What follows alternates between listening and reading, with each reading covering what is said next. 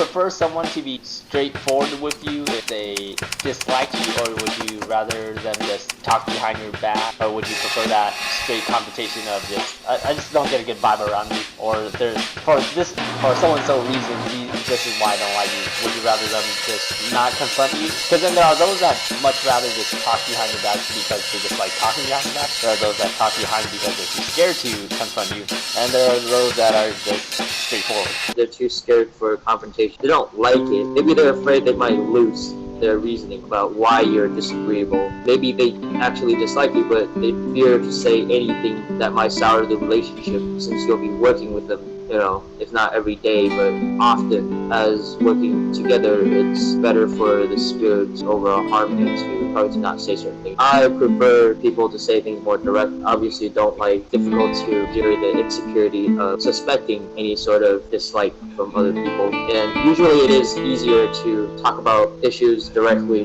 than otherwise. If things can be resolved, then two people would actually improve their relationship. You probably work better with the other person. There shouldn't be any dissatisfaction with the other person that should not mention. Then naturally two people would just dislike each other to the point of being intolerable. The person would dislike you, you suspect they do it, but they're not sure, and then you begin to dislike them as well. And it'll be a sour relationship. I would say almost the exact opposite, depending on how much dislike there is between the person existing in the relationship. I feel that if it's too much, it definitely needs to be resolved directly, in which case you can only get better from there. But I feel that if it's only if it's a considerable amount of dislike, but not like a huge amount, openly stating it would actually rupture the flow of the workplace, especially as the air kind of gets stale when there's two people in the same room that they know that they don't like each other. It makes it uncomfortable for everyone around, even like people are working around them as well, besides just the two of them. So the dislike must reach a certain extent in order for them to openly confront each other about it. If it's just like a dwelling like dissatisfaction with the other person, I feel that if you do openly bring it up, it makes things worse, a lot worse, and possibly irreparable. Because Jason mentioned earlier that because you guys are going to be seeing each other so many times and working together,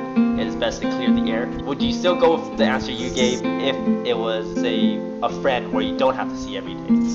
So it's just... I'd say that a confrontation doesn't necessarily have to occur in public. It can be that you find yourself with the other person and speak to them that way. It doesn't matter whether or not the confrontation is public or not.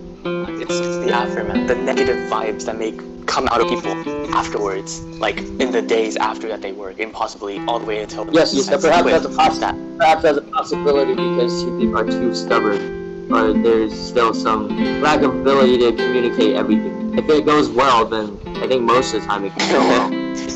Then it works. If it doesn't, then it is irrelevant fishery. Irrelevant.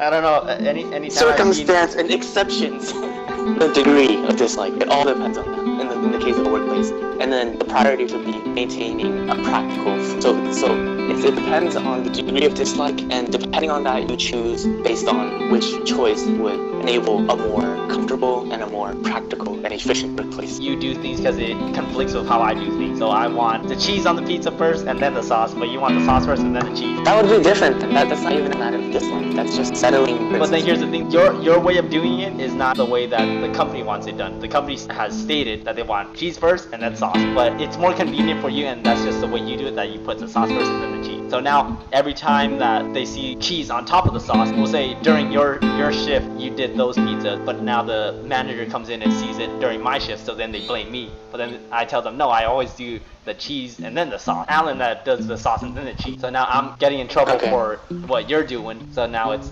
affecting me, and now I have to be mad at you. In a way, you take responsibility. That's what you do first. But in it, you're still saying that I don't see them confronting me about it, or no one's complaining to me about it. It's just I just see you coming up to me. Well, couldn't you just tell me you're getting in trouble over it? And if I hear that, I should change accordingly, because it's not affecting just me. It's making other people suffer on my account. And if I don't decide to change, then I would just be a veritable scumbag, deserve to be shot. I guess in that circumstance, it should be able to be settled reasonably, as long as the other person is rationally considerate of the other person. That's not even a matter of dislike then. More of a like. In that case, you're being the reasonable and rational person of, okay, I did this wrong, I should change that. Oh, it's not a matter of you doing it wrong. I don't even have to admit that what I did was the wrong way of doing it. I don't have to admit that the cheese on top of the sauce is bad. I just have to realize that regardless of whether or not my choice is correct, it got someone else in trouble. There are those that accept and take responsibility for what they did, but then of course there are those that Well, it all depends on how much you dislike them. because now you're putting the blame on me in order for you to be the good. I don't think that changes anything. But then, because during this process, airing this air out, why would you put all your blames on me? Because now I'm in trouble.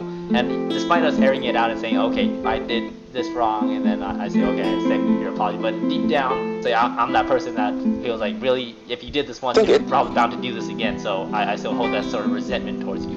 Because obviously, it's not always the fairy tale ending of as soon as you discuss it and air it out, everything is 100%. There's always still that little resentment that sometimes over time it is healed, sometimes over time it is not healed and still holds that grudge. I don't know how to reason with that. I still think if you talk to people and try to resolve the matter, it's better than not talking. So it's better to have it put out there and then continue to dislike as opposed to not putting it out there and then dislike secretly. At least that's the way for me. Maybe if somebody told me that, I would dislike them even more. But maybe they didn't tell me, I might pretend that they don't dislike me as much. I might not dislike them as much. It's not everyone's willing to reach some sort of resolution. It would have to take effort on both parts to actually work towards something tolerable that they shouldn't change.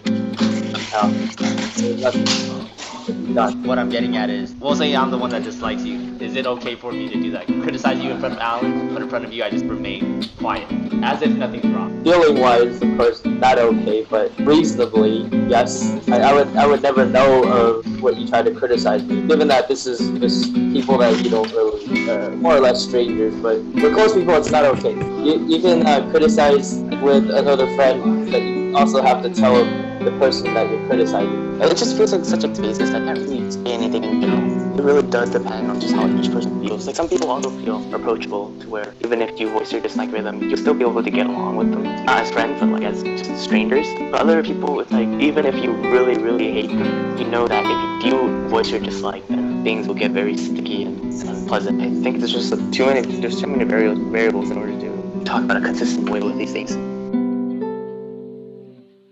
Train in such matters and would recognize signs of failing health before someone else does. No, if you look at it from a philosophical point of view, perhaps you could say that he had no bearing to do such a thing because that life is more she has more obligation. She has more rights to that life than the firefighter does. It's her own choice whether or not to do that or not.